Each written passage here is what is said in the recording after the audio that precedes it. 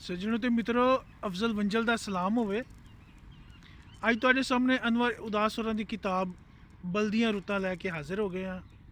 अज एक तुहानू चंगी जी गज़ल पढ़ के सुनाने हैं। आल दुआले दा मंजर सोहना लगदा है, तू होवें ते अपना कद भी उच्चा लगदा है। सोचां ते फिकरां दे कैदी होके रह गए हां, चिट्टे दिन भी चार चुफेरे नेरा लगदा है। सावी रुत्ते भी हर थां वीरानी दिसदी ए, अपने आप च हर इंसान गवाचा लगदा है। अनवर,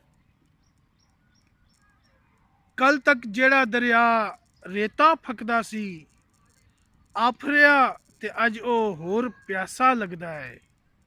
जींदे रहो ते वसदे रहो जी। रब राखा।